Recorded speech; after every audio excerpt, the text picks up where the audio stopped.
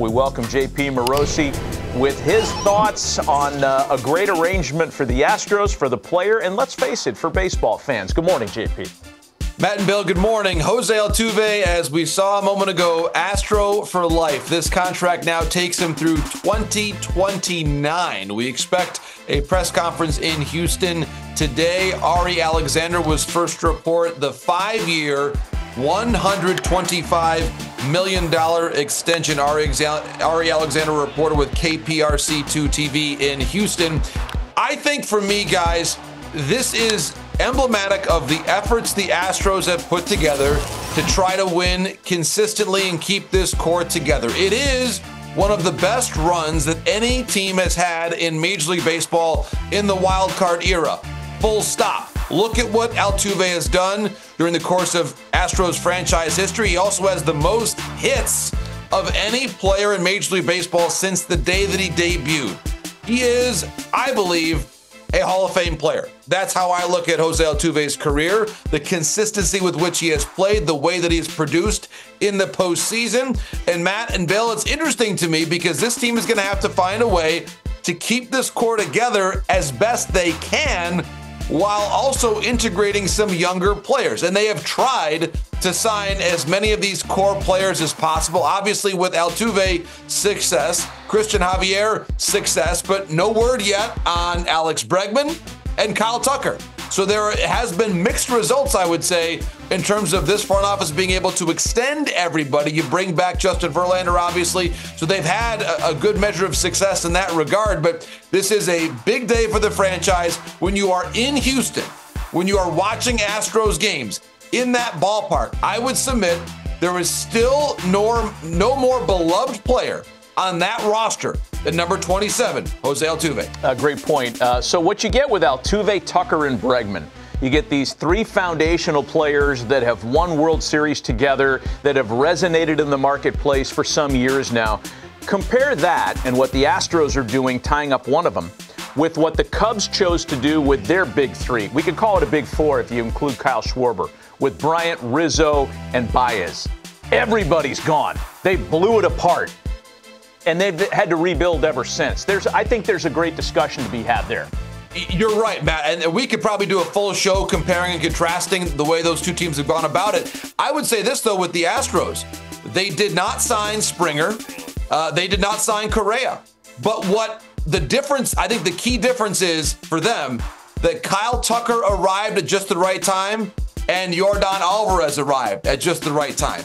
There are no two players analogous, I would say, with the Cubs, homegrown, that arrived at that same crucial period in terms of what Tucker and Alvarez did for Houston. There was no real next group that came by. And I do think, to your point, the Cubs, when you look at those players that moved on, certainly should have signed Schwarber. Look at how many times Schwarber has been in the playoffs since he left versus how many times we've seen the Cubs playing deep into October since Schwarber left. He's been in a Red Sox uniform in very important series. He's been in a Phillies uniform, and the Cubs have not been. So I think one of the key things, and Bill could probably speak to this, you look back at the Braves and what kept their run going.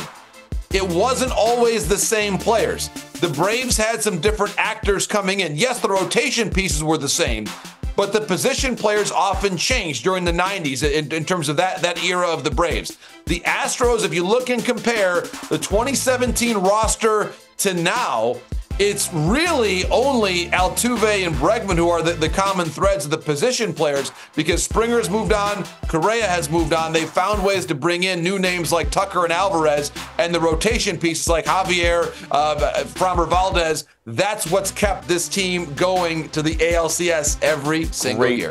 Great point. So you hit that one right on the head for sure. Let's talk about Clayton Kershaw's new deal, 1 year with a player option for a second.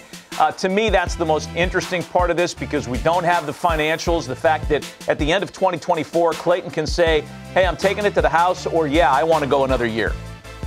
Yeah, Matt, I think it's a really important detail that this is really up to Kershaw's discretion in a lot of ways, what the future looks like. And there were reports that he had at least thought about pitching in his hometown of Arlington for the defending World Series champs. But you look at the Dodgers, all the focus on them. how much he has loved being a Dodger during this generation. Obviously, since coming up under Joe Torre more than a decade ago, he's going to the Hall of Fame wearing a Dodger cap. And I think this, in a certain way, in its own way, I think, Matt and Bill, cements Kershaw as a Dodger for life, just as the Altuve contract cements him as an Astro for life. And that's what this is all about. I think it's a really important point. First of all, Joel Sherman first on the scoop here with Kershaw going back to the Dodgers.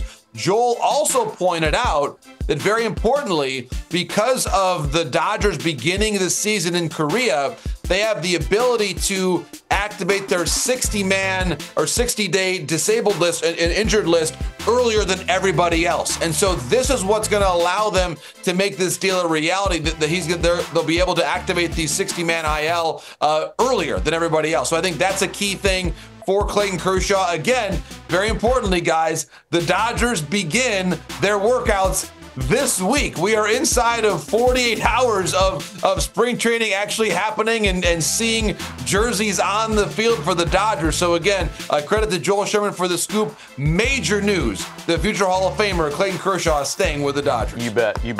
Clayton's going to be 36 coming up next month, and he could potentially pitch through his age 38 season. You don't get there 38 years on a big league mound without the kind of hard work that I personally have watched this guy undertake. I don't know that there's a starter that works any harder between start days.